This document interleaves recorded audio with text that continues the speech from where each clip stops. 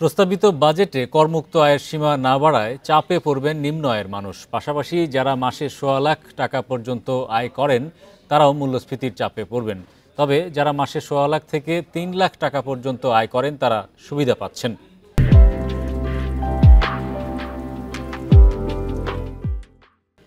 কারণ স্ল্যাব পুনর্গঠন ও কর হার না বাড়ানোর ফলে এই শ্রেণীর মানুষের কর বাড়বে না। রোববার দুপুরে রাজধানীর একটি হোটেলে বাজেট নিয়ে আয়োজিত সেমিনারে এমন অভিমত দেন বিশেষজ্ঞরা। তারা বলেন, রাজস্ব আয়ের বড় লক্ষ্য চাপ বাড়াবে সাধারণ মানুষের ওপর।